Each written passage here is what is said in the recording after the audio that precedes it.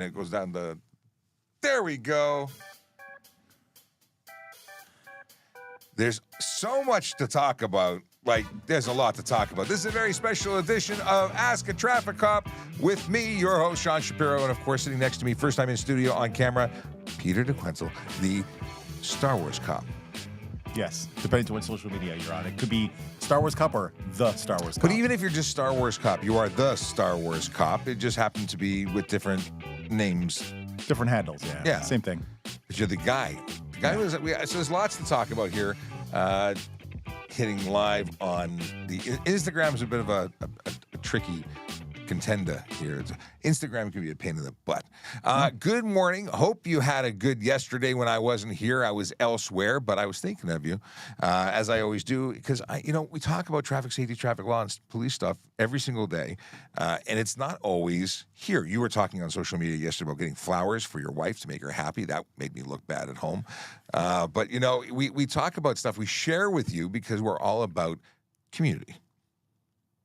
Absolutely, I agree. I apologize for the flowers thing. Look, wife had a couple rough weeks at work, and so yeah, I thought I'll make a late night run to go get flowers. Be the hero. Yeah. If you're watching, you're probably on one of these. That's it. On one of those channels, because we are currently broadcasting on TikTok, YouTube, Twitch, LinkedIn, Facebook, Instagram, Kick, and of course X.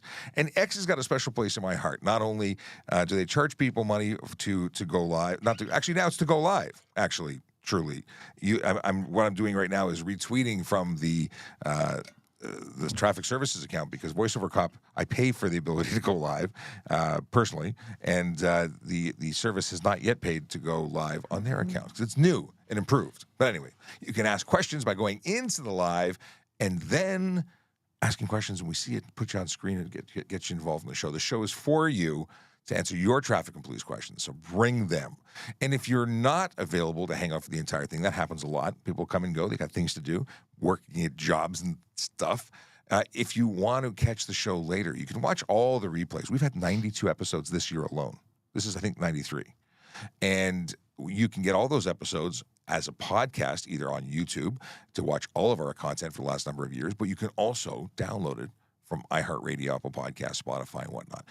You can listen to it while you drive without breaking the law. It's pretty cool. We should make this a trivia question. What Toronto Maple Leafs player had the number 93? What's it got to do with anything? I don't know. Just making it up. Go along here. Okay. I don't know anything about Leafs, so I will not win that one. I will not be the judge on that one. I will not participate, but you can win something. Our esteem, our what? A round of applause. Round of applause. There's a button. We'll press the... Oh, there you go. We'll press the button. TrafficCop.ca to get links to all of our social media, and of course, links to go to YouTube. Useful links to answer stuff and things. There's stuff there for you to unpack. We have a reminder. Sorry. What's that? Someone answered the question correctly. Oh, Doug Gilmore. Keegan got it. Congratulations, Keegan. And then corrected the spelling of... Is that button there? Or the one beside it. Or if you want Star Wars, it's these two. That's the Wookiee and that's the Ewok. Oh, we got to go Star Wars. Yeah. See, we made buttons, even though he wasn't here yet, we made buttons to prepare ourselves for it. This wise person says they got a warrant. Thank you for identifying yourself, Talon Brown. Let us know when we can come pick you up. I don't know what he meant by I got a warrant. You got a warrant for someone else, or there's a warrant on you? You need to clarify that. So that, and then address. Yeah, the viewers want to know. Absolutely. It's important. Inquiring minds. Okay, Julie says, good morning, Sean, and everyone out there. Paul says, hello, Sean. Liz says, yay, Star Wars Cop and VoiceOver Cop. Nice to see both of you. Kelly, or Keegan, I should say, already got the Doug Gilmore business. I don't want to say I play favorites, but the fact that Liz acknowledged me is pretty awesome. So thank you, Liz. Well, Liz is awesome. So I appreciate you. I think it's Liz also had the Gilmore. Okay, Nancy Destiny Rose has a question. Oh, and before we're going to get into your question because you are the first asker of the questions. But before we do that, I want to bring up Vision Zero Enforcement Team because today is the 21st of August. It's a magical day in the neighborhood. We can tell you that Vision Zero Enforcement Officers are spending time focused on Vision Zero TO in 14th Division and 51 Division. They are out there trying to change driver behavior, because they want to make the roads safer. Many people think it's because we're trying to make some money. We don't get any money for that. Like, I've never made commission on tickets. It's unfortunate. I would have made some good cash. But there is the big four, and that's what we focus on. We look for speeders, aggressive drivers, distracted drivers, and impaired drivers, because we know that that behavior leads to serious injury and death on the road. Are you saying you never got that toaster that you were promised? No free vacation to the Caribbean. I never got a free toaster. I've looked into it. I've written to HR. Never happened. I watched a cop TV show one time, and I think there was an all-inclusive in there for the officers who got the highest tickets, but apparently that's not real. Well, you know what? We can put our suggestion box hat stuff things on. We've got a Kayla Jaconis who popped in with some dad jokes for later, and I see that it's already being pinned by our magical moderator. If you spam in the chat, there is a can of spam there. We will show it to you. It is spam. Spam is for canned meat, not our chat room. So please don't spam. We will mute you, not because we don't like you, but because it's disruptive to others. Let's see here. So there's a lot of stuff to talk about today. Can I add about if you get muted, please don't call about it. Okay. Someone called in to complain that they were muted, and it wasn't because we didn't love you. It's just because you were disruptive, and it's not because we kick you out forever. We do kick people out forever for like hate and racism and not friendly stuff. Correct. You came to the wrong show for that. So we're meant to be educational and friendly and family fun. Slightly entertaining at times. Sometimes. Let's see here. Ooh, break checking question. We got Nancy's question. Of course, we have Akela who popped in with a greetings and salutations. But before we get into questions, and I really want to do questions, but I figure it's a good time to explain why you're here and what's going on and give everybody sort of a heads up of what's coming, because it's big news. It's big news. How do I mute myself instead in case I say something I maybe shouldn't? Yeah, it's the second fader there. This one here, okay. Yeah, I have decided to take a change, and in that I'm changing. I'm leaving the service. I've decided to retire, and it's totally for personal and family reasons. It's not because I don't love the job or the people that I work with. And now I'm going to get emotional, but it is a change that's going to happen. And as a result, I won't be in this magical studio hanging out with magical people every day. But I'm not gone forever. I'll still be a social media person in doing some. I'm moving to a sort of a private, what do you call it, consulting role, and trying to help police and the public, communicate better in general. So that's something that I have planned for the future. But in the meantime, it's some hard days. But I'm here for the next 2 weeks. I'll probably be live streaming with this man right here for at least a week, because he's gonna try and get into this seat and do some more stuff, because he does amazing things with the community, and he does programs bringing kids into the bicycling community and safety. It's a big deal, and we want him and we want you to still have the magic that we have here on Ask a Traffic Cop. So it's good stuff. It's positive. So let's be clear that I am not filling Sean's shoes. They're also rather big shoes, and he's a much taller man than me. But we have an adjustable. I am not Sean 2.0. But the goal is to kind of keep the show going. It'll probably be in a different thing, and why I may be his stunt double, I'm not devilishly as handsome as he is. But we were asked if we were twins yesterday. Yes. Even except for the beard. Clearly identical. I just shaved my face. But yeah, I just want to make that clear. And Sean brings a lot of a skill set that I don't have. I'll be honest with you. I don't know if I could ever have that skill set. And he's going to be missed. However, we're going to make the best of our next week and a half together, and it's going to be awesome.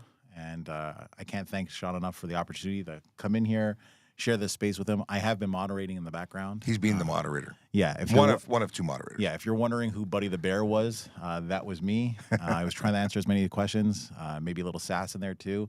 But yeah, Sean's done an incredible job. And so the goal is to kind of... Why are we blurry? No, that's just the way my face looks. Is it? No, we are blurry. It is blurry.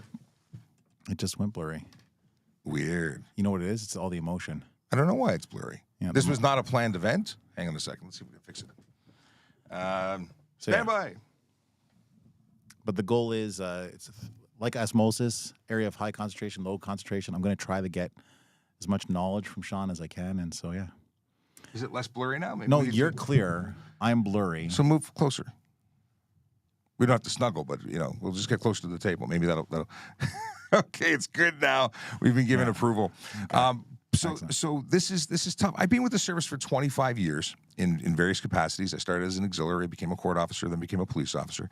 I've loved every day working in uniform and serving the people of Toronto, and this is going to be a big adjustment. So, yeah. Yeah, if you want to write your letters in is it ASKaTrafficCop.ca? Is that what it is? No, it's TrafficCop.ca. You can actually go online to TrafficCop.ca. You got links to all the social. You can there's forms you can send emails if you want to. You can actually follow me on LinkedIn. I've got my personal account there. I'm not going anywhere. I'm still here. I'm just not going to be working for the Toronto Police. So it's going to be weird. It's going to be really weird. Oh, it's going to be weird. It's already getting weird. Yeah. Let's move on. Let's get to some questions because the question is, can we as a handicap with permit, do we pay parking when we park in a handicap spot? Let's change the terminology. Let's rephrase this. You're parking in an accessible spot. So an accessible parking pass does allow you to pay in a green P pay and display on the street for free. You can also park in any no parking spot where it says no parking, as long as it's not within 9 meters of an intersection and it doesn't interfere with any other signage.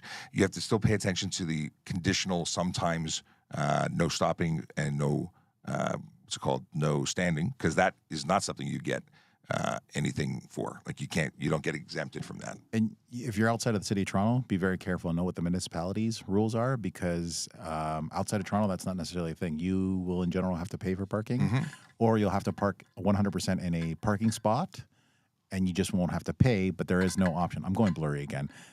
It's okay. I've been told it's tiers. Oh, it's okay. Why is it blurry?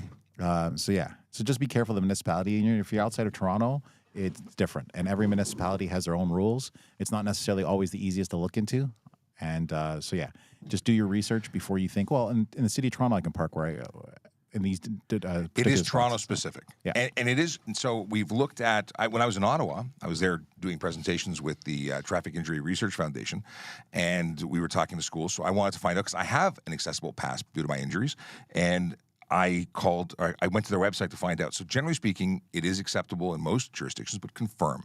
And if you have any questions, call the local police at their non-emergency line. They would be happy to help you. Yeah. What do we got here? We got more, but don't be sad, Liz. I'm still a person who's accessible. You can still find me on the internet. I'm sure I will make appearances and do stuff on things on the internet. Don't worry. Akela says, Sean, you'll be sadly missed. Hopefully we'll still be able to link up sometimes. Absolutely. And Akela, looking forward to hearing about your adventures as you move towards retirement one day. You see, Akela says it's blurry because the camera's crying. Okay, we'll get into some traffic and police questions, and we won't harp on the sad stuff. Please start your questions with the letter Q so we can easily identify it as a question rather than general chat conversation. That's a big important thing because it takes us some time. We might be 15 minutes behind asking or answering questions, so if we are ignoring you, it's not because we're ignoring you. We just haven't read your question yet. Please don't repeat it because it makes it harder for us to identify new questions. All right, I'm going to go into some pin stuff and see what we got here. All right. How dark can your windows be before it's illegal? This is interesting. So now, okay, people who don't know you, don't know where you came from in terms of policing prior to transferring to traffic services. Have you ever written a ticket for tinted windows? I have. How dark did it have to be for you to be interested in that vehicle for an offense? So if I can't identify you, if I can't tell whether your gender from outside, you're going to get that ticket. Like if I have no idea and all I see is a blacked out part, and realize what is tinted during the day is really tinted at night. And I need to be able to visually know who's occupying the driver's seat. And so, yeah. And that's not to be able to say, I know it's Bob. It's that I can identify that there's a person, appears to be male or female, that is wearing a hat, has facial hair, does not have some general description. If it is you cannot see inside the vehicle at all. You have obscured the interior of your motor vehicle with a color or reflective coating, and it's illegal. $110 fine. But if it's so dark that I can't see anything inside, that is well beyond the 30% legal permit for safety certification, which means I would take your license plate. I would seize it. I would not impound your vehicle, but tow your vehicle because it is unsafe for the road. I would charge you for driving an unsafe motor vehicle. Now, you referred to that 30%. Can you, maybe the folks would like to know where they can see that 30%? Because it's not in the Highway Traffic Act. So the Highway Traffic Act references another piece of material, which is the Light Truck and Passenger Inspection Guide. Light Truck and Passenger Vehicle Inspection Guide. I forgot a word there.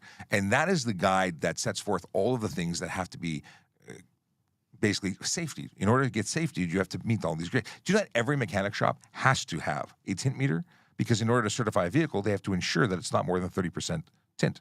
I did not Now, know that. most of the mechanic shops I know probably have never opened the box that the tint meter is being in, but they have to have it by law. If they get inspected, they don't have it, they get charged, they can get shut down. Interesting. Yeah, stuff and things to know. Did you know? And no tint on the front windshield. That is a hard no. This is a fantastic question. We've been talking about electric moped or e-motorcycle. Arsh Saini, I don't know how to pronounce your name, but I'm trying. And Saini? Saini? Saini? Arsh Saini. Okay, Arsh. Here's the deal. An electric bicycle, e-bike, is under the law, under the HTA. There's a definition for it, and it requires certain conditions in order to qualify. So if you have a bicycle that is powered by electricity, that has a weight no more than 120 kilos, a full speed capability not to exceed 32 kilometers an hour, and a motor wattage of 500 maximum, and functional pedals. If it meets that, and there's a little bit more, but that's the basic. If it meets that requirement, it's incapable of going faster. That's not I have a switch that says on-road, off-road, and off-road I can do 80 kilometers an hour, but on-road it stops at 32. If it's incapable of going faster, it qualifies as an e-bike. And then you do not need a license to operate it. You must be 16 years old and wear a proper helmet. And we can talk all about helmets for days because this is the helmet guy right here. But you can drive it on the roads, and not all roads and not all jurisdictions, because you can't be in a cycle track if it's the motorcycle or big version. But if it's the bicycle pedelec version, which has to be under 45 kilos, it can go anywhere a bicycle can go. Like, there's a lot of conditions. If you want more on that, you can go to TrafficCop.ca. I've got links to it. But e-motorcycle, that's a Harley Davidson. They make an e-motorcycle, electric motorcycle. It needs a full motorcycle license, insurance, license plate. And in fact, if you have an e-bike that goes 33 kilometers an hour on a flat surface, it's a motorcycle too, needing license, ownership, and insurance. So I'm glad you asked, because this is my favorite topic. Because I see vehicles doing 60, 70, 90 on the road that are e-bikes or look like e-bikes. Comes up in daily conversation here at Traffic Services. Well, the thing is, the technology's changed so much, and the laws haven't changed to adapt to it properly. So you have there's this caterpillar kind of thing. The law changes, we have to catch up. The law changes, we have to catch up in terms of enforcement, educating our officers.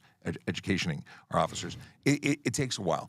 And we will get to the point where everybody's on board and everyone's getting charged for breaking the law. But look at e-kick scooters. These things, people have been using them forever. They use them in the city. They're prohibited in the city. $110 fine for using an e-kick scooter in the city. And some of them are just plain old motor vehicles. Now, I put a video about this a couple days ago. Any e-bike, electric skateboard, e-kick scooter, any electric vehicle under the criminal code is a motor vehicle. If it's got a motor, if it operates without muscular or need for muscular input, it runs on electric or gas power or other than muscular, it's a motor vehicle. Yeah. Good to know. Lots of things can happen. You can get charged for impaired driving on them. Let's see here. Dad joke for later. If I buy a car on Facebook, can I drive it home with my old plates? We had this question on Monday as well, so it's something that's happening a lot right now. It must be people in the market for vehicles. I'm just interested. Someone actually sold something on Facebook, and it wasn't like, is it available? And then they go quiet, they ghost you. I like the guy who reads out all the real questions, like the real dialogue between people. So I was amazed at Marketplace, because I had a Jeep a while back, and I sold it on Marketplace. I put it on Kijiji, a couple of bites. I put it on Auto Trader, nothing. I put it on Facebook Marketplace, and I was overwhelmed with the number of people, to the point where I had like 3 people lined up in one day to get it. The first guy showed up with cash, got it. Then the second guy, I sent out a message, but apparently once you mark it sold, everyone's deleted. Correct. Well, he showed up, and he's on the driveway under the hood of my car. I'm like, who the hell are you? What are you doing? Oh, I'm here to look at the car. I'm like, yeah, it's sold. Like, you didn't get the memo? Yeah, he didn't get the memo. No, I get that. I sell a number of things on Marketplace. I just always find it interesting, the engagements that I get with people, and I'm like, okay. Let's get to the actual question. Can I drive it home with my old plates? If those plates are unattached status, which means they are not associated with another vehicle, you can't take them off your Honda to go pick up, not Honda, Toyota. We call it a Toyota. Hyundai. You can't take it off one car to put it on the other, because when I look it up, it's going to come up as the registered vehicle that's attached to it. It has to be unattached. So you've sold the vehicle, it's been taken off the plates, they're no longer associated, and at that point, assuming you have insurance on the vehicle, you cannot transfer insurance temporarily. You have to call the insurance company, get them to do it. They record everything. All the voice conversations you have with your insurance company are recorded, because when we charge you, they bring that recording as evidence to court. It's amazing to see how diligent they are about making sure that you don't get to pretend that you did something you didn't do. So calling them and say, hey, can you do it? They will say, as of this time and date, insurance starts. It's not from when you make the phone call request. Interesting. I wouldn't have known that they recorded. They would have that conversation. I'd love to hear some of my recording conversations with my insurance company. All the special effects when you think you're on hold. When you're on hold, you're being recorded. When you're burping and they're, yeah. Good to know. So that's the story. Now, if you have unattached status and you do put your plates on, and you do have insurance on, then you have up to 6 days to register it. But my suggestion is just go to the ministry, do your transaction, sell the car, buy the car at the ministry, walk in, get a 10-day temporary plate until you can get it certified, unless it is already certified, and then do it properly. Why make extra trips? Nobody wants to go visit. And Service Ontario, I love you. Thank you so much for being wonderful. I don't want to come visit you more than once in a week. Like, it's just not happening. You don't like the line? I don't like lines. Even if you make an appointment, I don't. Come on now, they're in Staples. They're in other locations. Are they now. really? Yeah. I've never been to them since then. No. Does anyone go there unless you're buying or selling a car now? You don't really need to visit. You can preview that Star Wars dad joke for later. Okay. And tell me if it's approved. Okay. This question, this particular language, I'm guessing were you in the show on Monday and asked this question and left before you got the answer? Is there any buffer speed over the maximum speed of the road? People drive 15 to 20 kilometers an hour over. So you're looking to know if there's a leeway. Do we give you any space to speed, break the law, but we don't enforce? I like how you put that, speed or break the law. Well, yeah, because that's what it is, right? Like the maximum speed is the maximum. It's not the minimum. It's not a suggestion. It is the actual formal maximum, anything above which you are breaking the law and eligible for a provincial offenses ticket. Now, many police officers, including myself, probably wouldn't pull you over for 1 or 2 or even 5 kilometers over on a highway or a high-speed road, because, at 5 kilometers an hour, there's so many people that are doing 20 and 30 over that 5 kilometers an hour, it really won't pique my interest.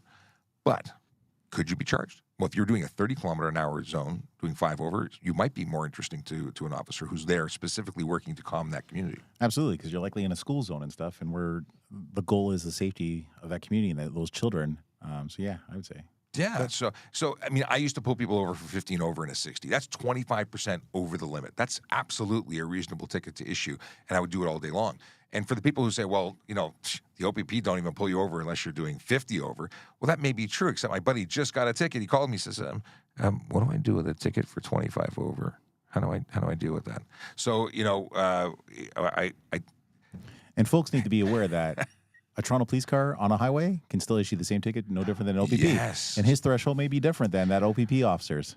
Every police officer makes their own, observations, their own, I want to say Bible, if it were, as to how to deal with traffic. Some people are really traffic people. I'm the real traffic people. Other people are, they're the B&E people, and maybe they're on their way to a B&E and they can't stop. Like they're just because you didn't get pulled over doesn't make it legal. And I've always loved having the conversation, well, a Toronto cop can't pull me over when I'm in Barrie. Actually, I can. Anywhere in the province of Ontario, I can. The Highway Traffic Act is in effect, and absolutely. And I've paced cars on the 401 and stuff because I'm like, wow, that car's going really fast, and I don't have mobile radar, so I'll just pace you. Hey, you can do that. I can. I have a certified calibrated speedometer. It's a speedometer. Thank you, sir. Are we still in focus? I am absolutely in focus. I am like zoned in. Oh my goodness! So, can you stunt drive? Can you stunt drive in an 80 or higher in Ontario? Can you stunt drive in a 80 or higher? I don't understand exactly what Spencer's getting at here. Stunt driving is a sort of umbrella charge that could be triggered by about 15 different things. One of which is speeding 50 over in a speed zone that is 80 or above. But it's also doing 40 over in a speed zone under 80. So if you do 80 in a 40, that's stunt driving. You don't have to do 50 over. It's also doing 150 or above anywhere, regardless of the speed. So if you're on the newly 110 minted roads and you do 150, it's 40 over, but you're getting a stunt driving charge, and you're losing your wheels for 14 days, and you're losing your license for 30.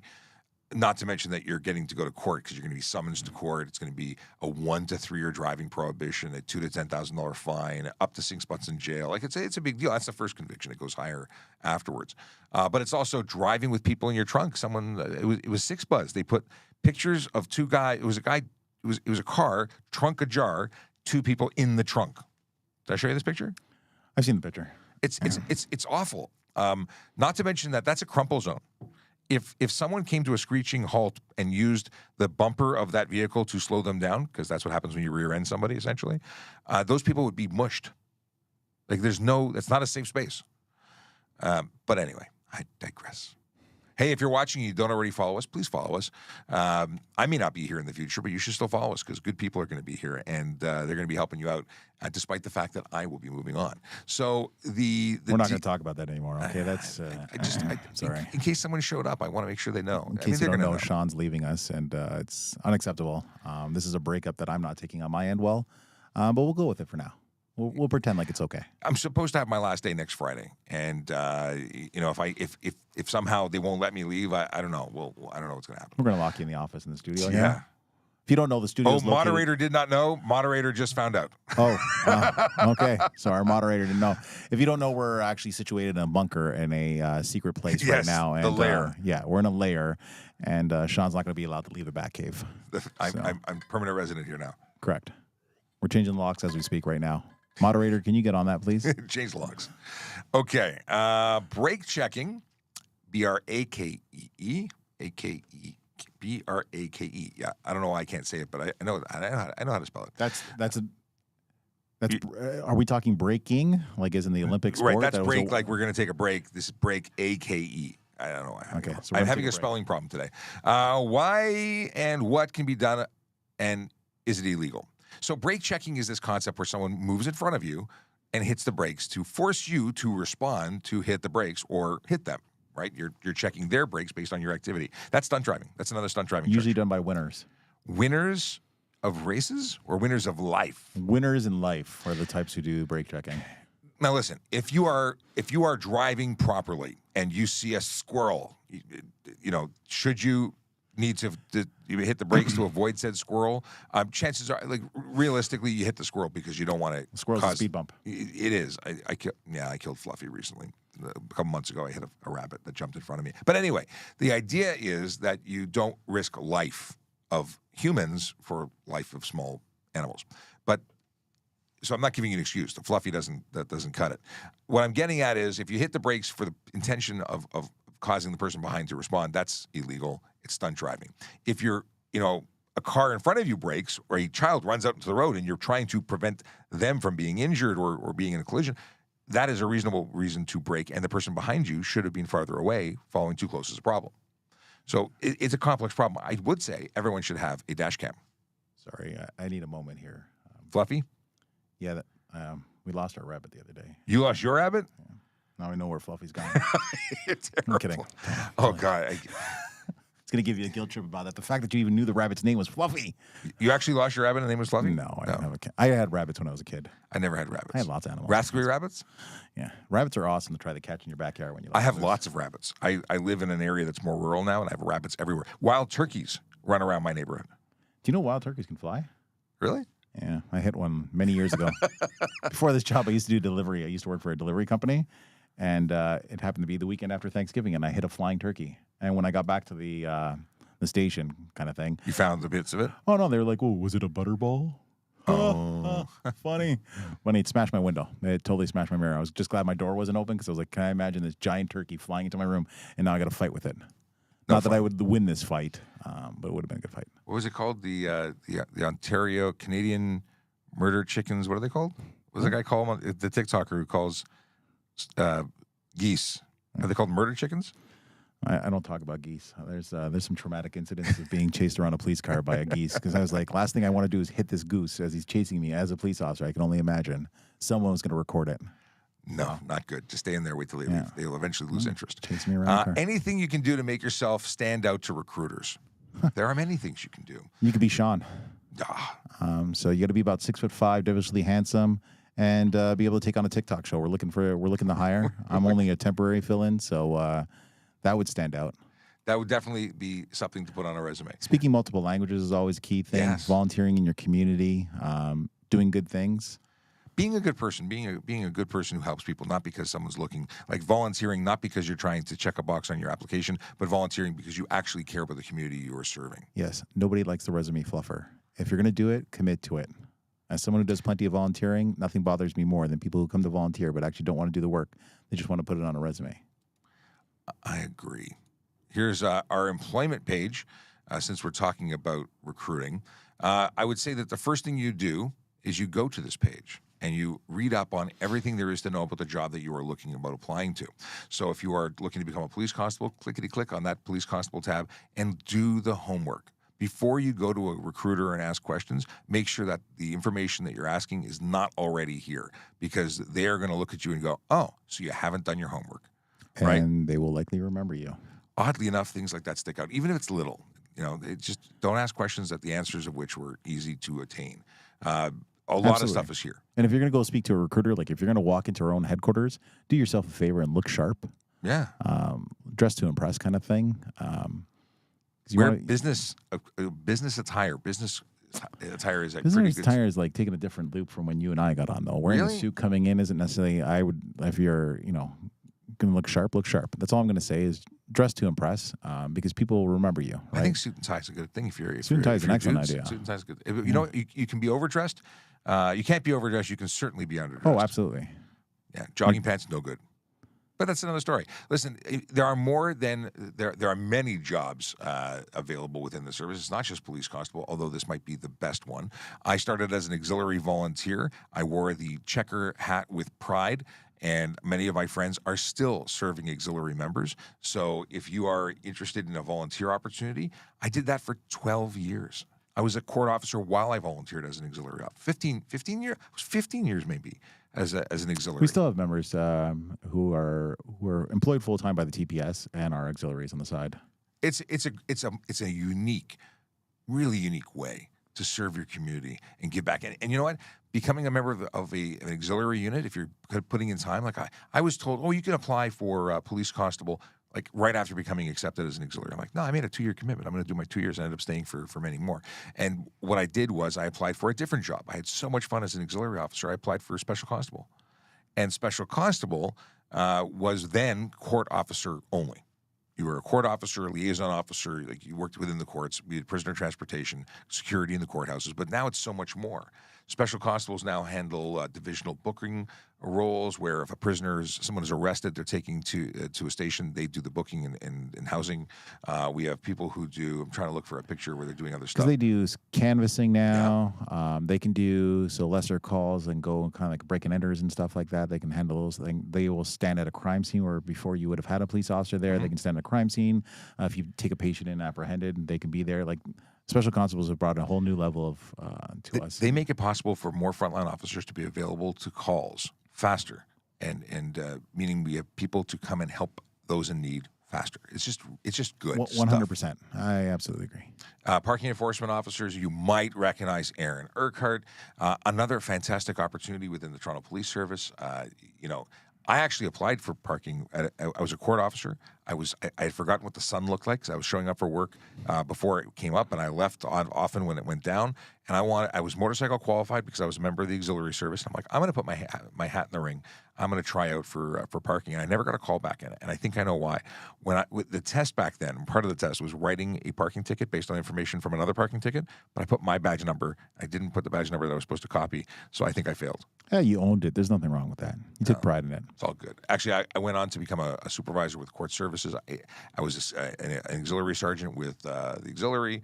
I had good times. It's okay. I applied once to be a court officer as well, and had to settle being police constable. Kidding. This is what I always wanted to do, but I was going to apply for. I tried for courts, never heard anything, and then, yep, here I am. There's some new jobs.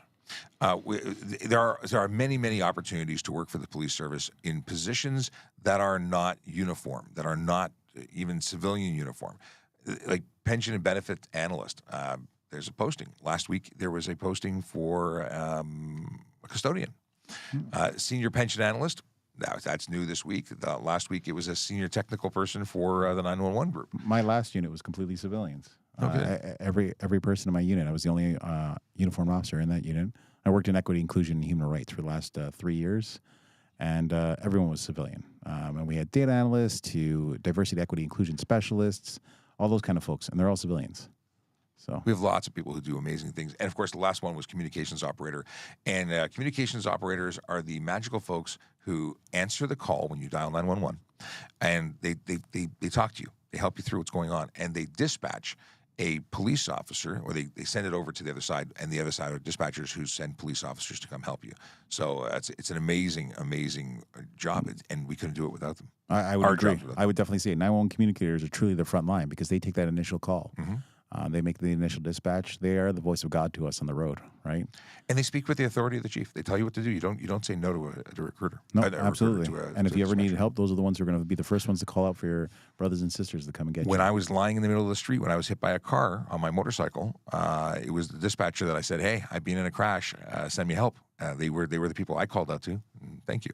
Absolutely. All right. Can I let a G1 driver to drive my car? Is night driving allowed? Can I let a G1 driver to drive my car? So there are conditions of a G1. A G1 is not a licensed driver.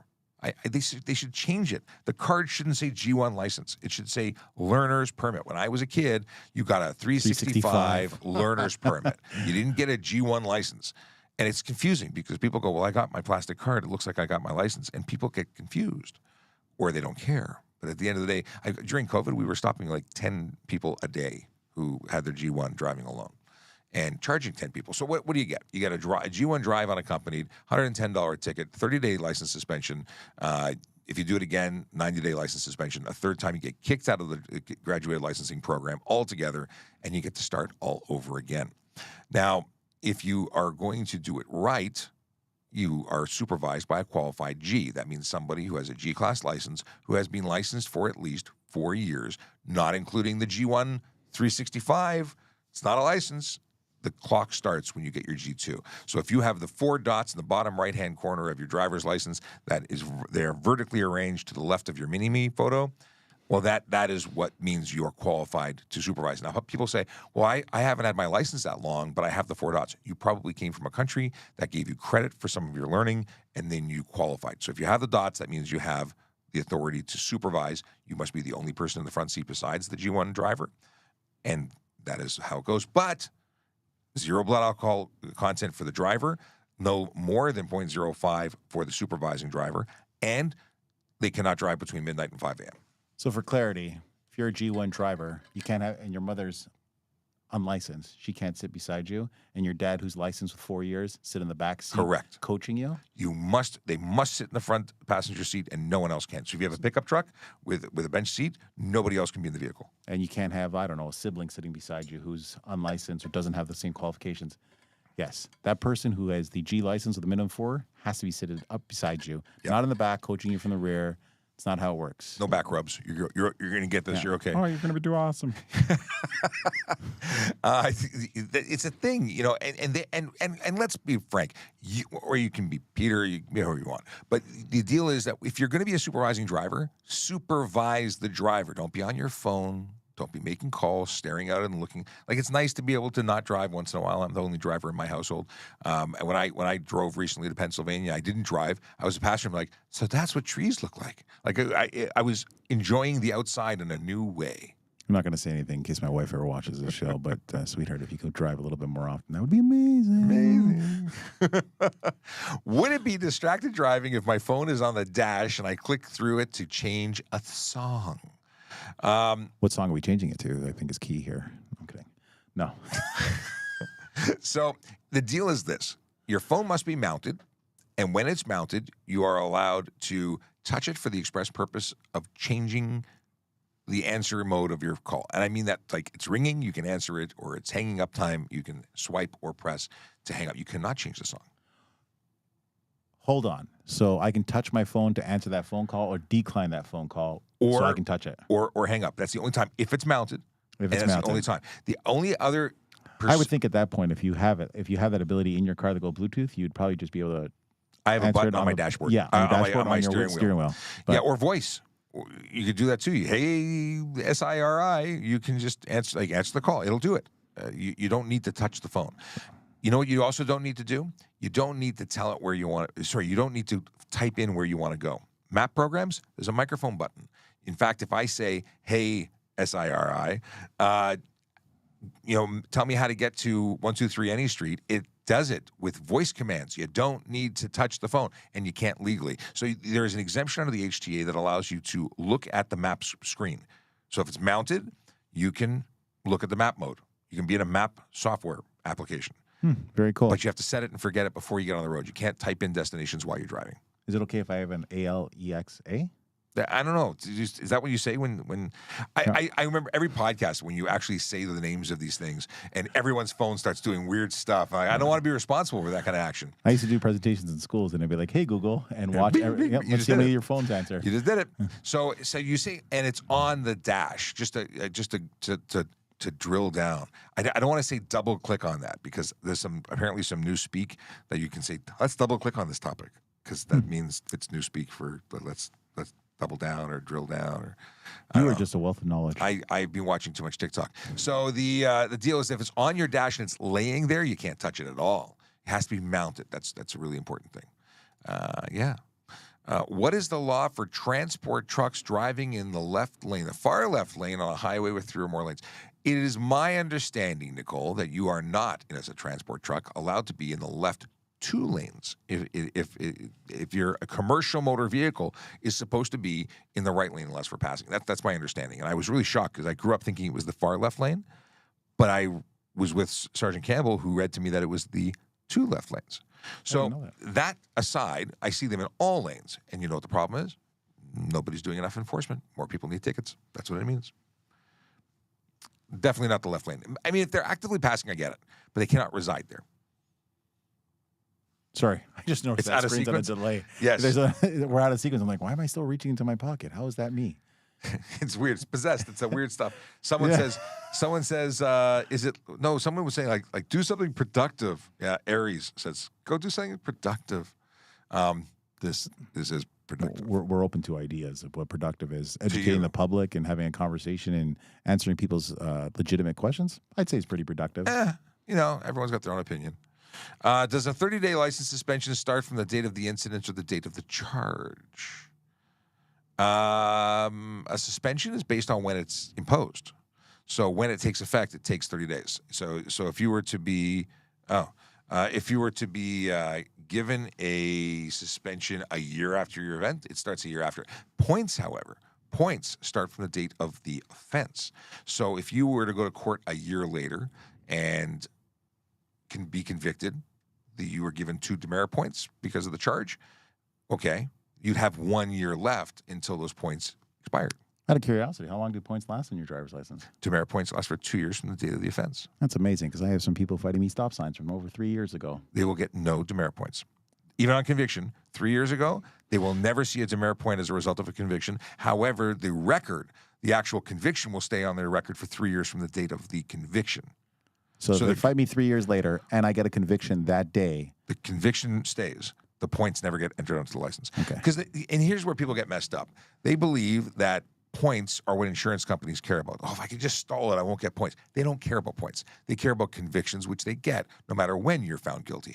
The points are for the ministry to track your crappy driving and remove your license from you and suspend you if need be. They send you a letter after a certain number of points. They suspend you after a certain number of points. And it's fewer. The threshold is lower for learners. That's one of the reasons you go from a G2 to a G. People say, I don't need a G. It's just, it's just more work and testing and stress. You can't renew a G2 without taking the G2 test again. And you fall under the learner's side where fewer demerit points required to get you suspended, and you're part of the escalating measures thing. So if you get a single ticket that carries 4 demerit points, you're getting a suspension on conviction. Valuable information. You're stuffing things that you need Take to know. that home, put that on the fridge. On the fridge. It's like artwork. Is having a modified exhaust and no catalytic converter illegal? How much is the fine? There's so much here. Having no or improper muffler is an offense. Making unnecessary noise is an offense. The catalytic converter is a modification that actually has an offense. I think it's $800 for it. Have you got your Shield Basic you're pulling up, or you? No. No? Sorry. That's okay. My phone was like going off in my pocket. Vibrating. I just want to make sure that there's not, my office isn't burning while I'm in here in the layer. Oh, yeah, well, we should actually turn this into a Faraday cage so no signals can interrupt us. But alas, we don't have that technology available. Only in small pouches for our remotes to prevent car theft or reduce. I watched some sci-fi shows. You can make it. You Yeah? can make it happen. I'm full-size room. We can make it happen. We should do it. Let's do it. So Project. I'm not going to look up the whole charge, but obviously it's illegal and it's quite serious. And what the catalytic converter falls under, I believe, the Environmental Protection Act section of the HTA, because it used to be the Environmental Protection Act separately, and now it is all under the HTA. But it's a big, big, big charge. Ella wants to know if you can drive with bare feet. We've talked about this recently while you were moderating. Why would you want to? Ella, please don't. Especially if other people were in the car? Yes, please, Ella. The deal. I'm not a feet guy by any means, so please don't. That's right up there with putting your feet on the dashboard. No, that's stupid. Okay, feet on dashboard is an absolute hazard to you as a passenger. Airbags deploy at like 300 kilometers an hour. They will hurt you. Not to mention the fact that when you fall into the crumple zone of the vehicle, like I saw a TikToker prank his girlfriend. She put her feet up and he hit the button and she went butt first into the footwell. But think about what would happen in the event of a collision. She would have been crushed and killed. So not a good idea. That's not what you're talking about, Ella, but I took it there. So, yeah. Ella, can you? Yes, you could. Legally. We'd suggest not to. I'm not even going to, I don't want to talk about feet. I'm sorry. We're going to skip feet because he's getting weirded out. But if you smash that brake pedal, you're going to hurt your toesies. If you get into a crash involving fire, chemicals, broken glass, you're going to be walking out of your vehicle, climbing out of a wreckage potentially, and then traipsing around in bare feet possibly. It's just a bad idea. I know truck drivers do it all the time. Long-haul truck drivers, I don't know, get Crocs or something. It's just not a good idea. Look, and I've done it before. Well, not bare. I've worn socks only because the pair of shoes I would That's still decide. kind of bare. Yeah, it's the pair of shoes I decided to wear that day. I'm like, oh my God, these are terrible. Like they're so super uncomfortable. And it was my first time wearing them. Bad decision, and I've done it. So but going I'll to tell the you, X with new shoes, it's bad. there you go. Yeah. So I bought a pair of Star Wars shoes that were super comfortable. You have a couple of Star Wars things I've noticed. Minor details. I might have a issue with collecting Star Wars stuff. So Maybe. we're not allowed to talk about it here. That's okay. Bought a new drone. Oh, amazing. Is it legal for Ontario registered vehicles not to have license plates in the front in Ontario? So in Ontario, we issue 2 license plates. You're expected to display 2 license plates and display them according to the regulation. So not on your, you mean not on your front dash? Not on the front tucked on the front? Not on your visor with duct tape, not sideways on a modified holder. You know what you What can if it comes, do? so if it comes down from the visor, that's not good enough? No. It says the front of the vehicle. It doesn't say facing forward from 50% in towards the middle of the vehicle. Like, no.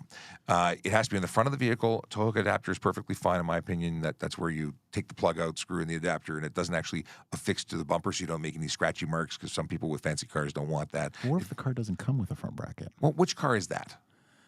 I pulled over a gentleman with a Volkswagen, some type of vehicle, and he didn't have a front bracket. And he's like, I was ordering it. Yeah. So if they're sold in Ontario, they have brackets. If they were sold out, they shouldn't have sold you the car because it wasn't safe or legal for the road. Many manufacturers ship the car and it's in the trunk, even though they haven't done their PDI properly where they mount it. But I think a lot of people don't PDI the vehicle properly because they don't like the way it looks. Like I've seen, I can't tell you how many Porsche owners, and I love Porsches, don't put front plates on. It doesn't go with the lines of the car. What is a PDI? It's some freight inspection baloney. Okay, just so we're It's kind of on the same page. Yeah, it's what they do. What they charge you tons of money for preparing the vehicle that they sell you for you. Okay. I think they put like the fluids in, and it's the inspection. I don't know. Prepare. I don't know what it stands for. Okay. Hang on. I'm just going to go with it. Let's ask. No, because when I started thinking PDIs, I started thinking not car-related stuff. And so just for clarity. Well, let's ask ChatGPT. What is the PDI process for new car sales? I'm curious. It's it's the ripoff where they lie. No, it's pre-delivery inspection. The process of new car sales is a crucial step that ensures the vehicle is in optimal condition before it's delivered to the customer. The process involves several steps. You would think that that's just called selling you the car. How do they charge you for doing the thing that they need to do to sell you? I don't get it. There's a lot of things I don't get when I buy a car. I don't get it. Okay. So the answer is it's a $110 fine for not displaying it properly. Yeah. And Teslas are also major offenders in this realm because the front license plate holder is taped on with two-sided tape. I didn't know that. It's silly. But it's true. Okay. How does G2 driver allowed to be in the highway? Or hey, not how. Hey does. It's a lot better question now that I've read it correctly. Hey, does G2 driver allowed to be in the highway? G2 drivers are drivers. They can be anywhere they can legally be. Like, there's no restriction except for zero alcohol and a restriction between midnight and 5 a.m. in the first year of being licensed. I'm going to say our goal in general is zero alcohol when you're driving to begin with. That should be everyone's goal. I don't, but zero is while you are under, regardless of your license, if you are under the age of 22, so 21 and under, you cannot have any alcohol in your blood, regardless of your license. And it should be that way for everybody. Zero drugs, zero alcohol. It's a really good way to be. All right. Will you, no, did I not register my clickety-click of the button? Let's try that again. That was so weird. It adjusted there before it's really the delayed weird. Went first? I don't understand. I do not understand. I think, anyway. We just went back in time? We did time travel. You all saw it here, or you didn't see it, depending on how time travel works. Oh, you missed out on it. Will you stop someone if they do makeup in the morning when driving? You mean when they're carelessly operating their motor vehicle, doing something other than safely operating, being focused on the task at hand? Yeah. I'm going to go with yes. I would charge them for careless driving. Obviously, I'm going to be looking at the driving behavior because careless driving requires you to be driving carelessly. You're not involved in the safe operation of your vehicle. You're distracted. But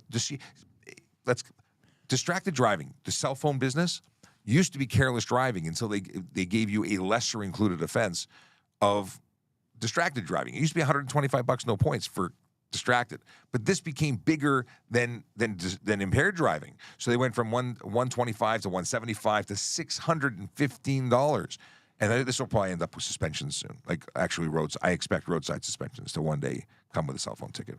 But putting on your makeup still is the careless. But it's a 3-day suspension if you're convicted of it. If you're convicted, or 7-day, I think for subsequent, but not roadside. I think one day it's going to be roadside. Just so we're clear, Gabs, I appreciate that there are mirrors and multiple mirrors in your car. Don't use them to put on makeup unless your car is in a parked position, maybe in your driveway or in a parking lot, not while it's on the road. Just because you're stopped at a red light does not mean it's time to put on your lipstick. You're still driving, and that's still where you're eligible for tickets. People say, well, I'm parked. I put it in park when I came to the red light so I can use my phone. Yep. No. Can I buy a car without insurance? You can buy a car without insurance. You can't drive the car on the road without insurance. Yeah. If you don't already follow us, please do. I like to remind people that you can get a hold of all the magical content on all of the platforms that run. And we have archives and archives and archives and archives. Hundreds of episodes. I think this is 94 or 95 this year. We started at 93. That's why we did the Doug Gilmore question at the beginning. Oh, that's why it was 93? I hope I didn't misrepresent. For those of you who don't know, we were discussing this is episode 93. I put a trivia question out there of which Maple Leaf had that number on their jersey, and a couple of people at the very beginning answered Doug Gilmore. And those people got a round of applause because that was the winning prize for today. It was a round of applause. You also get a large smile from Sean. But he's in full concentration now. It is 93 today. Today's 93. I was not wrong. Yeah, I think we should take it to 100. I think we can close my time here with 100. Let's do it. I'm happy. We'll see what happens. Well, that'll be the goal. All right. So we answered this one. Here's the next one. Is it legal to have only digital copies of registration and insurance? Not in Ontario. But insurance is all about emailing you So insurance, let's get into it. You can actually provide an electronic copy, not the email, but there's certified apps or apps that are from the insurance provider. And if you have a secure app from the provider, you can show us a digital version that they provided to you. There's clarity. And you can send it to us. You have to be able to send it to us. It has to be one of their approved apps, not an email. Because oddly enough, I can Photoshop just about anything. I'm pretty good with that. And they got AI Photoshop now. Like, it's amazing. I'm not even here. He is AI. When you have digital copies of that, it's okay, but you cannot have digital copies of your registration. The plate portion can either be an original or a true copy, which is a photocopy of both sides of the document, which was really important when we had stickers that were on the back of it. Maybe less important now, but still legally required to have both sides. But a little thing about your registration is you need to sign it and sign it in ink. Yes. Now, have you ever charged anybody for that? Because I've always just handed over my pen and said, please sign this. But it happens often enough where people don't sign their registration.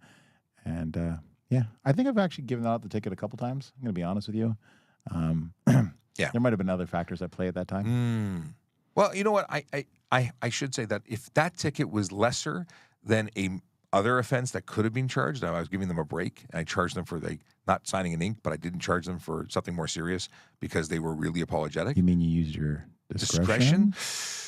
I've been known to use discretion on occasion in the right circumstances for someone who took responsibility for their actions. Let's see here. A former coworker got a ticket for driving 7 kilometers over. Why? School zone, and it was the first day of school. Well, that's a good reason. That's an excellent. And Liz is not. Liz is a police family member. And we talked about this a while ago about. If I'm doing 5 kilometers over in a 30 and it's a school zone, am I going to get a ticket? And we're kind of like really paying attention, like we do a campaign. By the way, back to school campaign's coming up. And we talk about back to school being that time that we're really harping on people to get them back into the routine of, hey, there's kids everywhere. People will be changing their behavior and we need them to be safe. So we need you to be safe. Your destination is no more important than any other's destination. We all got to get somewhere. Traffic safety is a shared responsibility. Absolutely. Whether you walk, ride, or drive, you got to do the right thing. Let's see here. Is it possible to have a guilty ticket reversed? Speed camera generated a ticket of 60 and a 40, but where's the but? Gel. I'm looking for Gel's part 2. I don't see the Gel's part. This is like a cliffhanger. Gel, you need to enter into the conversation right now and put it again because we clearly don't have part 2. We're on a but it's a speed camera. It's a little bit of a different ballgame when you're fighting a speed camera. I don't know if they're here. We'll look for it. But here's the deal: if you are guilty, you've registered. You have been convicted. You can apply to the Justice of the Peace to have it reopened. That does not mean you get it reopened. You interview, you speak to the Justice of the Peace, and you explain to them why you believe it should be reversed so you can have another trial to appeal it. It's different than, usually that's a situation where you don't make it to court, so you're convicted in your absence. You're deemed not to have disputed because you didn't show up for court. But if you've been convicted and had a trial, I think it's fairly unlikely. But I don't know. I can't speak for the court. What should I do if someone won't stop tailgating me? God, those people. So I tell you what I do, and it's by no means the perfect answer.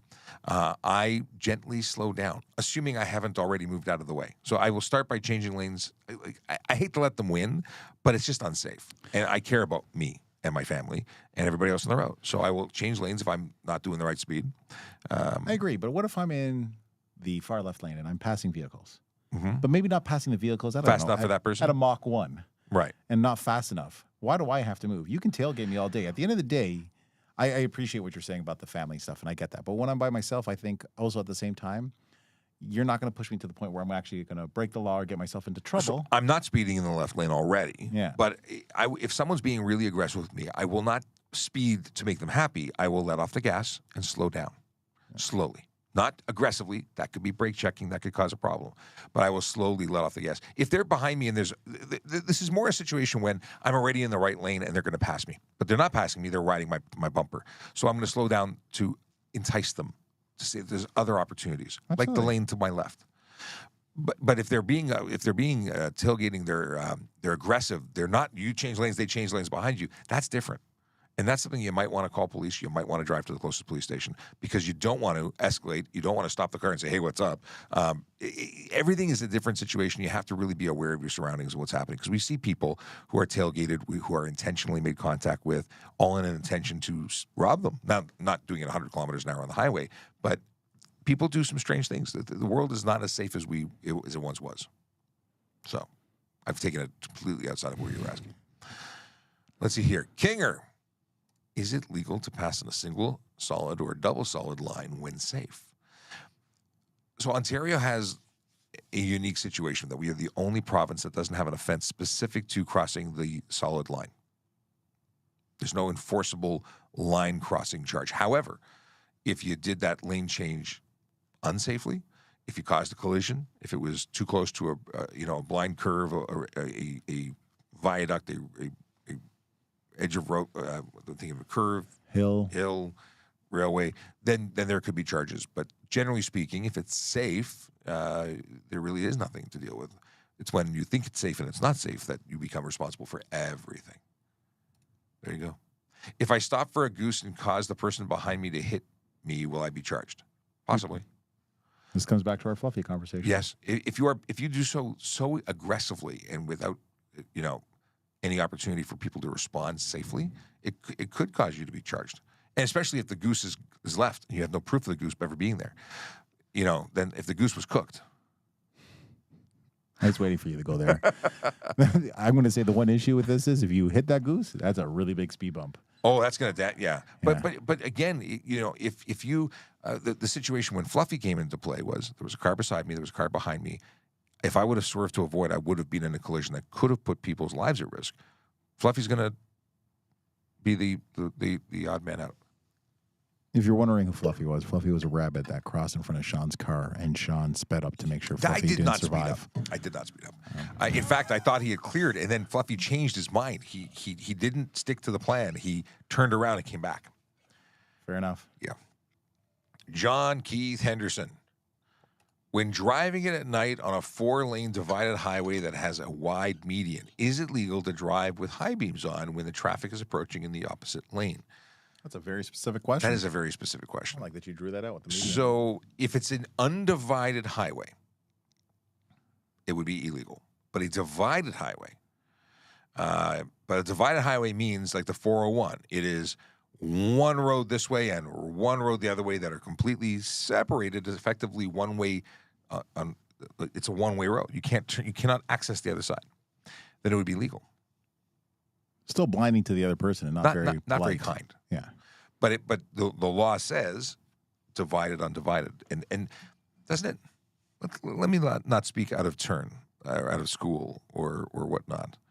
I want to confirm that the wording is as I remember. How about we only use our high beams in very select times? I'm not the biggest fan of high beams, I'll be honest with you. Nothing bothers me more than seeing the guy behind me who's been riding his high beams forever. Probably doesn't realize they're on, but in my mirrors, I totally realize they're on because it's hard for me to change lanes. I may have been. So here's the deal. When on a highway at any time when lighted lamps are required to be displayed on vehicles, the driver of a motor vehicle equipped with multiple beam headlights shall use the lower or passing beam when approaching an oncoming vehicle within 150 meters. It may not matter whether it's divided or undivided. I think if you're within 150 meters, you're done. So yeah, John, so regardless, and we appreciate the detail that you put into the wide median, it's still going to get you a ticket as per the Highway Traffic Act, potentially. But a wide median doesn't necessarily mean it's undivided.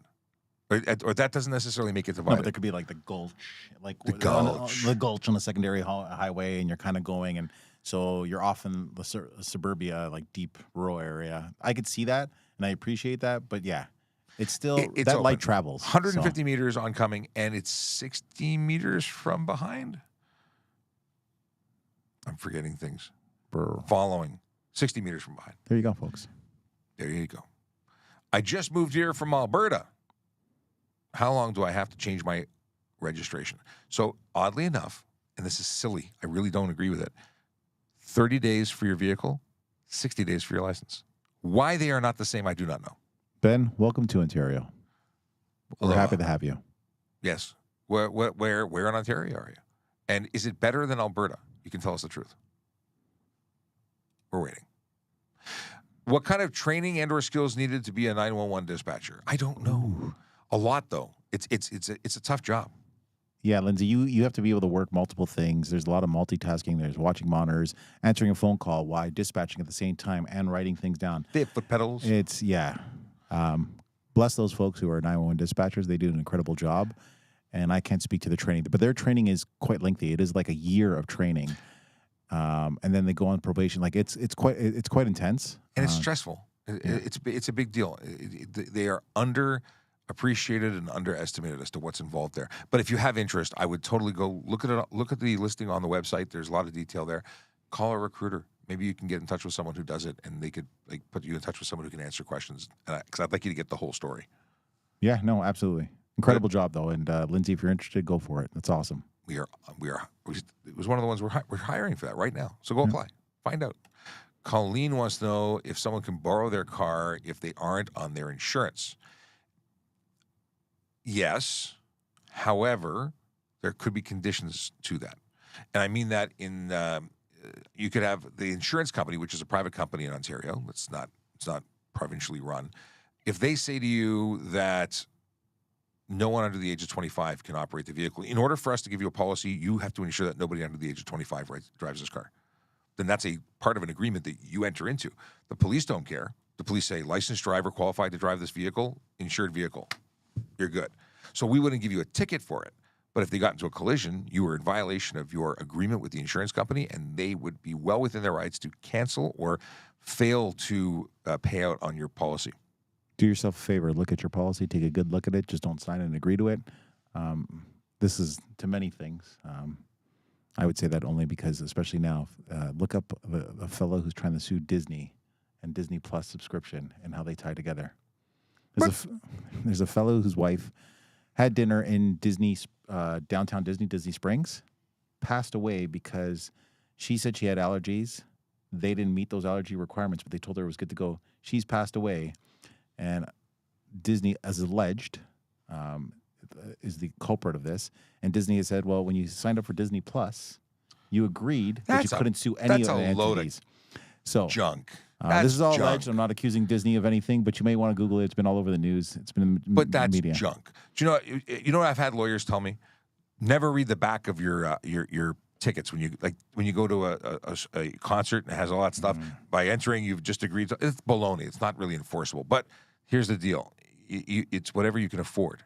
Disney's trying to get it tossed out of court. Yeah, because they're going to play the game. Yeah, because lawyers are going to profit, not you. But that's terrible. I feel that's terrible. That's a crappy story. Why'd you have to share that? I'm sad. Sorry, I'm just saying you should always read the paperwork. I know we don't read in terms and agreement. We just accept everything. But be careful because larger companies may come back, and your insurance company can be one of those. But a lawyer friend of mine says never read anything because they ask you to sign. Why'd you sign it? Well, I signed it because they told me to, not because I read it and understood it. You have to have a meeting of the minds. You have to understand what you're signing. Anyway, so can you borrow the car if they're not? Another thing. If that person lives in the house with you, then generally speaking, that's one of the other reasons that they can't borrow your car because the insurance companies won't pay out. They want them as an occasional driver on the policy. So if you live with mom and dad and you're borrowing the car, they want you as an occasional driver. If your friend Doug across the street wants to lend you their car, if you meet all the other stuff, then that should be fine because you don't live with them. Yeah. Are dump trucks allowed to have tinted glass for driver and passenger side? Mostly have it. I understand that they're not allowed to have any for the commercial vehicles. But I too have seen it. I'm not a commercial motor vehicle specialist or inspector, so I don't know for certain. But it's my understanding, my belief, unofficially, that they can't. I've seen visors that fold down. It's not actually on the window, and that might be their workaround. Yeah, I've seen them with tinted as well. And once again, if I can't identify you, the ticket still remains regardless of the vehicle. So. Yeah.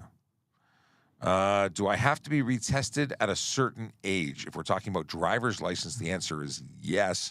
As you age and you get into a certain criteria, I don't know what the age is, though. When do Ontario drivers get retested? Stand by.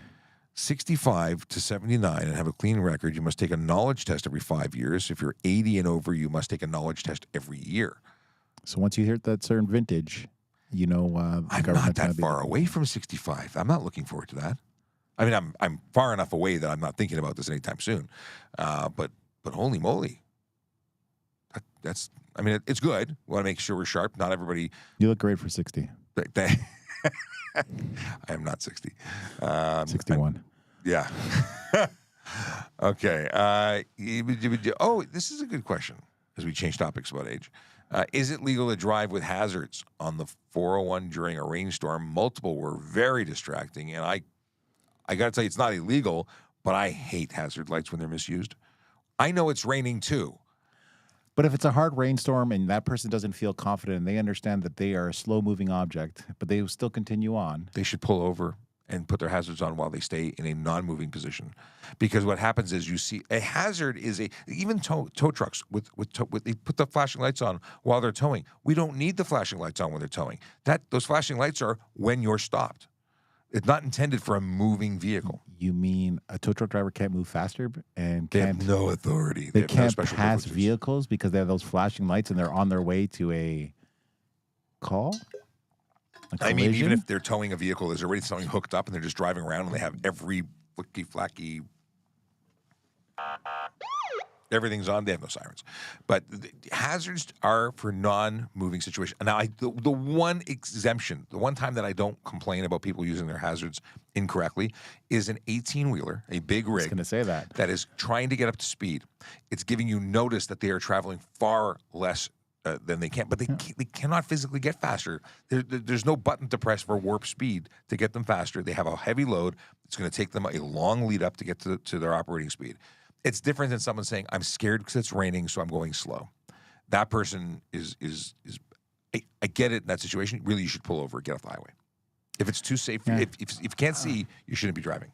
Okay, because I've seen it done during blizzards. I've seen it done during like heavy fog, so that But you have lights on. You have red lights in the back. Okay. And again, if it's too slow, you can't see, you shouldn't be driving. If you can only do 2 kilometers an hour because it's a really crappy storm, get off the highway, take a place of safety, wait. You don't drive in no visibility. And the flashing lights are really just distractors because they light up. They do weird things. But I know. I have very strong opinions on this. Maybe others disagree. Very do. It's not illegal, though, just so It's you're not aware. illegal. I just dislike it and complain about it. It's a personal thing. Absolutely. So not to mislead people to say that they're not allowed to do it. I just don't like it when they do. Denise is coming back up with age there. Where we go? Okay, we'll come to. Oh, I'm 72, and do they require retesting after a certain day? Okay, but you got the answer. You're in the range where every 5 years you should be looking at. So you probably should have been tested at 70, and then you'd be tested again at 75. And if you haven't been, maybe they're behind. I don't know. And this is just me reading off seniors license renewals at Drive Test. There's a link to that, but I've never looked at it before. I have looked at it before. That's actually inaccurate. I just forgot everything that I read. Okay. How long does my driving license from another country remain valid in Canada? This one's interesting. It depends. Depends on where you're going, what province. Provincial law handles licenses in terms of driving. Like the Ministry of Transportation in Ontario determines what the rules are here. It's different in Quebec. So let's say you're visiting or you're a student in Quebec. You're going to be in university in Montreal. Your license doesn't need to be converted while you are a temporary resident as a student because you're here as a student. They don't need you to change the license. In Ontario, however, you become a resident while you're at school, and you have to apply for a local Ontario license while you're here. And your foreign license is no longer valid here your status after 60 days as a visitor. Sorry, as a resident. But a visitor can be up to 6 months, I believe, on most licenses, and with an international driver permit, can be extended up to a year. But if you're a student, you don't qualify for that. And if you're a new resident and you've applied for a G1, even though if you had a full license from your country, you may not qualify for a full license trade when you come to the province of Ontario, which means you may not be able to drive at all because your G1 requires you to be supervised. Like, it's complicated. Fascinating. TrafficCop.ca. I've got a number of links for people new to the country who you can link to information resources that will help you find out if you qualify for a straight trade, because if you come from another province or United States or the UK, you can do a straight trade depending on your license and just get an Ontario license, and then you have no issues. Just don't do this. Don't apply for a G1 and then continue to drive on your other one, because we don't accept your other one at that point, and you'll be driving without a license or in contradiction in breaking a condition. And G1's not a license. G1 is a learner's permit with a bad title. Can points stack up on a license for someone? What is this? If someone is stunt driving and on their phone? Yes. Yes. In fact, if you're speeding and stunt driving and on your phone, I would give you 3 tickets. I pulled someone over. I was doing enforcement at a stop sign. I watched a guy on his phone, not wearing a seatbelt, run a stop sign, and then throw a cigarette out the window in 12th Division. I wrote him for all of it. Even the littering. I've done that as well. Just so we're aware, if you've chosen to make a decision of smoking in your life, throwing the butts out into society is not cool. Gross. And yeah, I know your car didn't come in with an ashtray, but you can get one. There's plenty of places online. You can get one online. Options. Yeah, go to like a AliExpress or a Temu or something like that and get one for a couple bucks and put it in your car, because the reality is it's going to be a hell of a lot cheaper than the ticket that'll follow you for throwing the cigarette butt out your window. So Anthony has a question I actually don't have an answer for, and I think I know the answer, but I don't have an official source. If you can't drive on public roads with chains or studs, can you drive with tracks? I want to say no. That we don't have tracked vehicles that are licensed for the road. Like, you have construction vehicles that are permitted to do some stuff in relation to the work they're doing, but they can't operate as a daily driver. No. But I'm not unsure on this. But the chains are not permitted, but there are studs that are permitted for the road if you're registered in Northern Ontario, and you can even drive elsewhere in Ontario, but you have to be registered in Northern Ontario, and then you can have studs. But they do damage our roads, and it's a problem.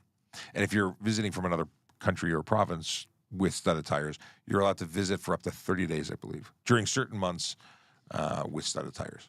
But they're not expecting you to do a tire change at the border.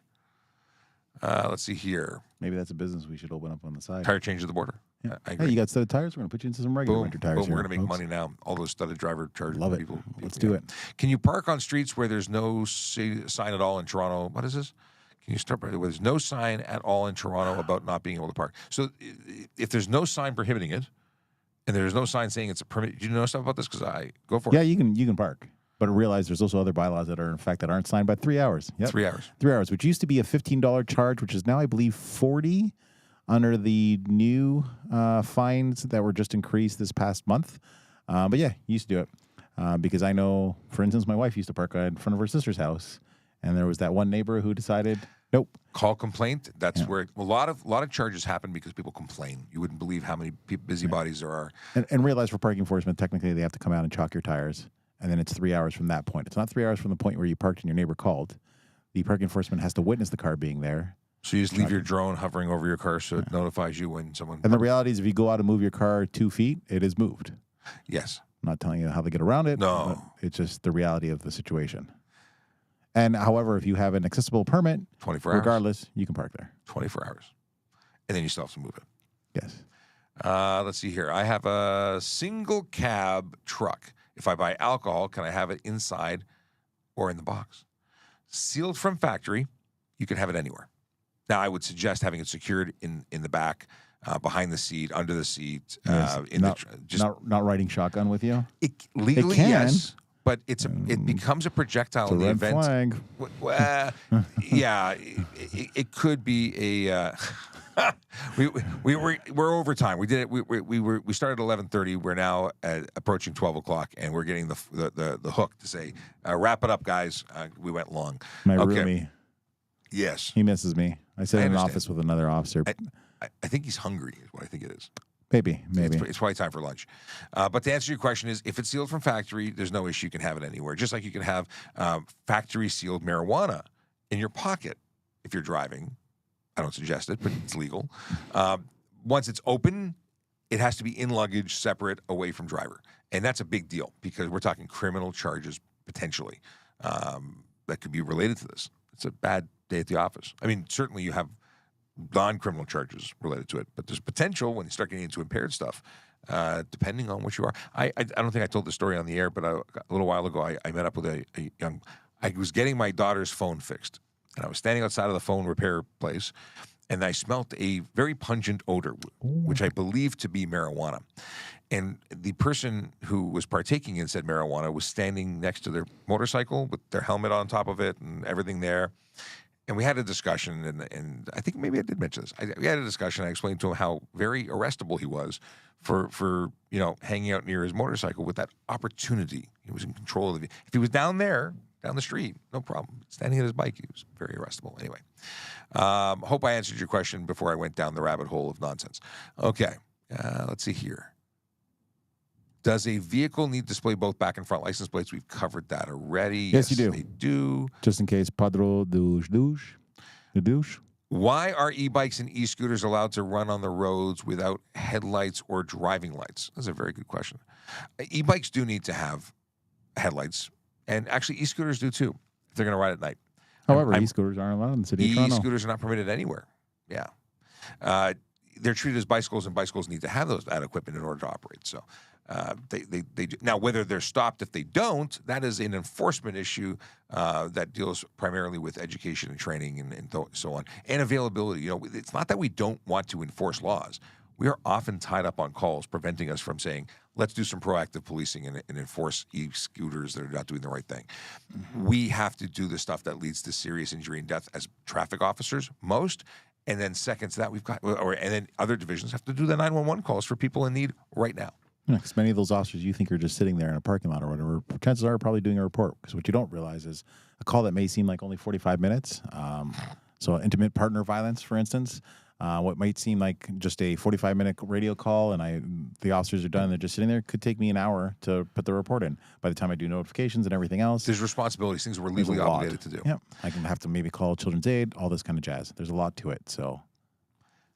Is it legal to ride a bicycle and use a cell phone at the same time?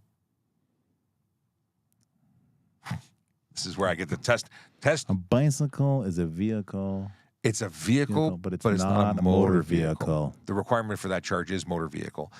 So it's not against the law, but it could be careless driving. If you're all over the place, a bicycle is a vehicle and is eligible for charges of careless driving. So you could charge careless driving. So get a Bluetooth. Yeah. Pop in those earbuds. Just enjoy the ride. Too many riders are killed on our roads. And if you're going to be on a bicycle, please remember to wear a helmet, especially if you're under the age of 18. It's going to become, I think, to everything. They don't. A lot of people riding bicycles don't want to hear about helmets. I don't know why. I had an angry letter to the chief that I should be removed as a social media and media relations officer because I suggested that people wear helmets when they ride bicycles. I've been on so many Twitter wars about helmets. Wear a helmet. Wear a helmet. Protect the computer. Ryan Pinn, hey, parked right now, but listening to Face Down while driving. Thought I'd drop in a dad joke. What's the difference between a hippo and a zippo? One really heavy, the other one a little lighter. I appreciate that one, Ryan. That's actually quite funny. That is good. Ryan Pinn is a driving instructor out in Nova Scotia. He's also a military guy. Thank you for your service. I appreciate that you parked and shared this with us. You're a good man, Ryan. He is. And you know that if we're listening on TikTok, you could be disabling your screen without having to put your phone face down. You can disable the screen. And, yeah. We got 2 minutes. Yeah. We're taking it to the wire. What is the penalty for overloading passengers? Like overlooking, what's that? So you have too many passengers, you don't have enough seatbelts. Well, if you are driving, there is the charge for carrying too many passengers.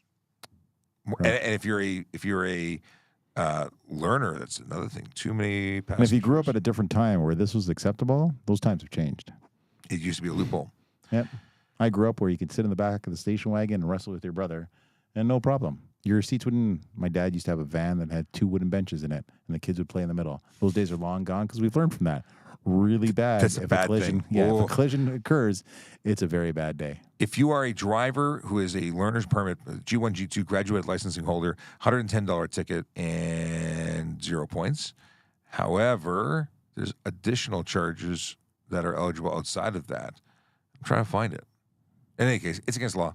At minimum, you're talking about $110. But I have charged many people who have four-seater cars, sports cars, little tiny things. They cram 2 people in one seatbelt, or 2 people, one person sits in the laps of the other. Is not allowed. I spent my childhood sitting on a bucket that was upside down in between my parents. Not acceptable, please. And if you're a contractor, go in and do this. You cannot bring your extra folks who are going out to do your landscaping business and have them sit on buckets in the truck. That is not acceptable as well. Bueno. No. It's a bad day. I was in Atlanta on a motorcycle trip, and a pickup truck carrying workers in the back rolled over. There were bodies everywhere. It was a show. It was bad. It was a horror show. Horror show. Better. Are valved exhaust reaching 100 plus decibels okay as long as valves are closed in early and late times of day? So, valved is illegal.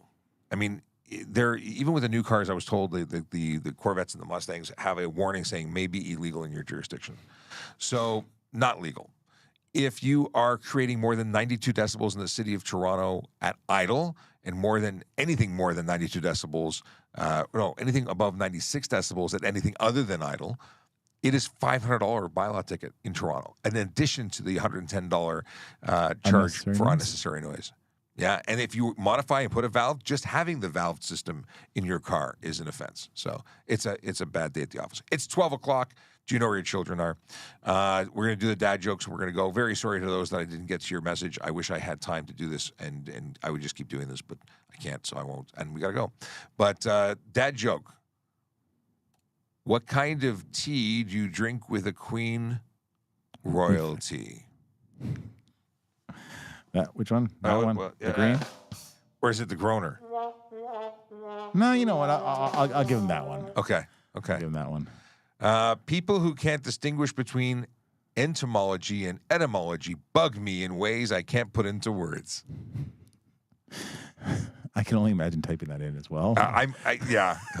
For those who didn't get it, read it again. Yeah. It's good. I like it. I approve of that message. Yeah, definitely. Star Wars dad joke. What is R2-D2 short for? He has stubby legs. Real fans know it came from the words Reel 2 Dialogue Track 2. Oh, we should have just stopped that he has stubby legs. Why is he short? Because he has. I took me a while to get that. I steamrolled that one. I messed it up. Akila, I appreciate it. However, I would have told you that one wouldn't have made my Star Wars jokes. You've had better ones in the past. Well, he has many, many good things. You have so many great ones. Now, let's see here. He has a quote that he's included. He has many quotes.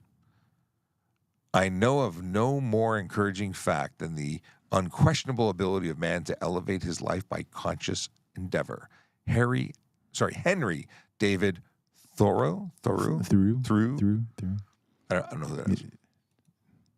But I like it. Just because I can say it quickly, even though I said I wasn't going to do anything. Is it illegal to have earbuds or headphones while driving? Oddly enough, in Ontario, you can. Other provinces may restrict how many whether you can have both ears or one ear, but it is actually legal. I just don't advise it. Yeah, you still need to be able to hear what's coming around you. Because if an emergency vehicle is coming and you don't hear it and you don't pull over, that could lead to other offenses. But you don't need hearing to drive. You can be deaf and still operate a motor vehicle. Thank you to the magical Akela, who reminded me to plug the draw, which is only 6 days away. If you haven't got your tickets and want a chance to support not only Special Olympics Ontario, but your chances go up dramatically for winning a Harley Davidson if you actually buy tickets to win the Harley. So 1 ticket for 20, 3 for 50, 8 for 100, 6 days, 21 hours, 56 minutes, 20 seconds, 19 seconds, 18 seconds. If you buy right now and you win, I'll put a Star Wars Cop sticker on that. How's that for right on the front? Right on the front, wherever you want it. That's pretty impressive. Yeah. Okay. Throw one in there. We got to go. Here is a video. It's like The Shining in here. Yes. Here's a recruiting video for your viewing pleasure. Have a great day. See you tomorrow, hopefully. Thanks, everyone. Your future career starts with a vision. A vision of opportunities ahead. where you can see a path to a noble career, serving the city of Toronto.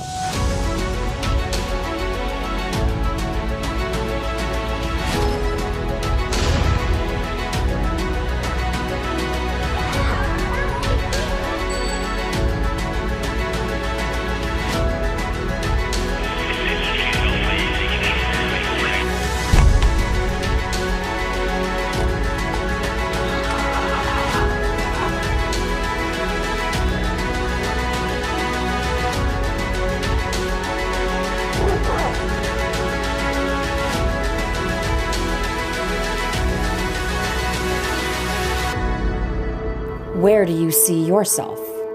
Toronto Police Service. Apply today.